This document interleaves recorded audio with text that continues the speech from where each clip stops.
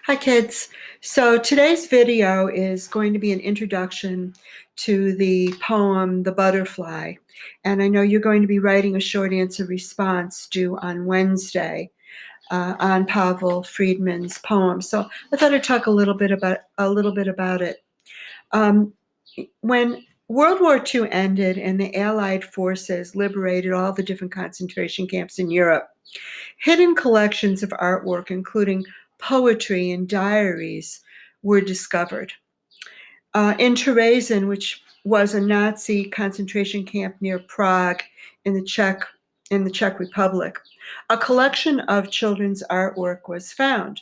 Now, Terezin had a very large population of children, most of whom perished. I think it's something like 90% of the children who were in that camp died.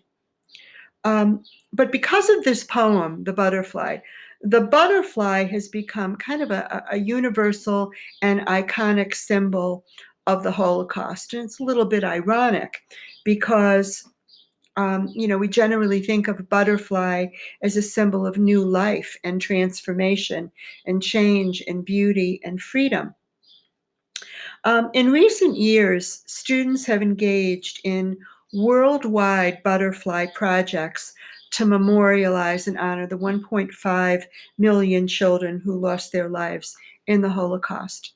I'd like to invite you to take a look at my homepage on Canvas. I posted a photograph in the upper left-hand corner of a picture that I took in a museum in England a couple of years ago when I was there visiting. I was actually there on vacation, and I happened to come across a museum that was having an exhibit on the Poetry Project. There was a time in northern England, very close to Scotland, when England, for a period of time, was allowed to bring in children from Auschwitz in Poland and live with some of the righteous Christian families in England, in northern England. And that's what this exhibit was all about. In Yad Vashem, which is a Holocaust museum in Israel, there is a very large collection of children's artwork. And this yellow butterfly, I read this in an article recently, that the yellow butterfly in this poem could in fact represent the Jewish star that Jews were forced to wear on their clothing. You know, a star is definitely a symbol. It's not a symbol of limitations. It's not a symbol of oppression. It's not a symbol of persecution. A star is a symbol of something that takes flight, something that soars. A star is something that has limitless possibilities and is rare. This is sort of a stark contrast to the Nazis' plan to exterminate the Jewish people. Pavel Friedman, who is the poet, he was a young Czech boy. He was 16 or 17 years old when he was deported to the concentration camp, to Terezin. When the poem was found, he had signed his name in the upper left-hand corner of the piece of paper. Creating poetry and artwork, keeping a diary, writing poems, songs, making paintings, charcoal drawings, is in a way, it's evidence. It's evidence of their persecution. It's a record. And it's also about the spirit of their resistance. And Pavel Friedman, he was only 17 years old, just a few years younger than Irina Sendler. Irina Sendler she wasn't Jewish. She was the Polish Christian social worker who helped to smuggle Jewish children out of the Warsaw Ghetto.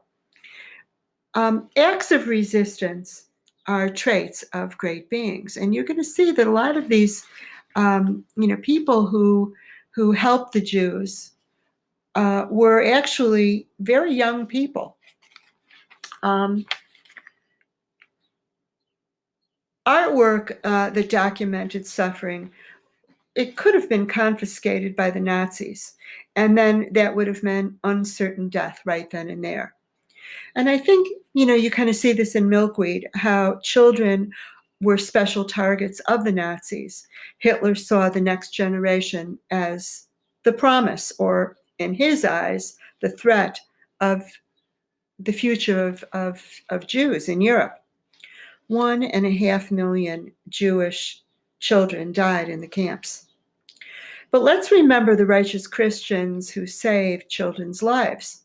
Sir Nicholas Winton, Irina Sendler, Oskar Schindler, Feng Shan Ho, Janusz Korczak, the Zabinskis, Miep, guys. I mean, there's thousands of men and women who saved their lives. The poems and the artwork represent a kind of a courage to resist. People who had the strength, young people who had the strength to reject the inhumanity. They created artwork, wrote poems, songs, with a sort of a quiet, dignified bravery. In the poem, Pavel Friedman, you really feel his longing, you feel his suffering, and you feel his yearning for freedom, and there is sort of an understanding that he's probably going to die. I'd like to read the poem. Let me read the poem. There's actually 2 different versions of the poem because it was translated. So it depends on, the particular translation, but I'll read it for you now. The last, the very last, so richly, brightly, dazzlingly yellow. Perhaps the sun's tears would sing against a white stone.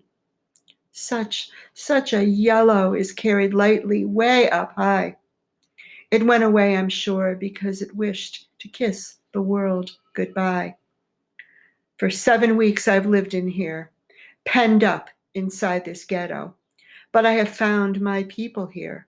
The dandelions call to me, and the white chestnut candles in the court. Only I never saw another butterfly. That butterfly was the last one. Butterflies don't live in here, in the ghetto. Okay, so powerful, emotional, poignant, painful, I think. I just want to say a few other things about this. Okay, so the butterfly then is clearly the most important symbol in the poem, but there are others. There are many others. So you can certainly write about the symbol of the butterfly, and then you can, look through the poem and pick out one of the other symbols to write about and use that in your short answer response. On Tuesday, during my Zoom lesson, I'm going to talk a little bit more about the poem and the symbolism. By the way, you've done this before. You wrote a short answer response a while ago on The Outsiders. Actually wrote about chapter 4, some of the symbols that were in The Outsiders. And you made a graphic organizer, and you wrote very powerful, wonderful short answer responses about symbolism. Okay, so we'll continue our discussion about the poem on Tuesday when we have our Zoom lesson. All right, have a great day.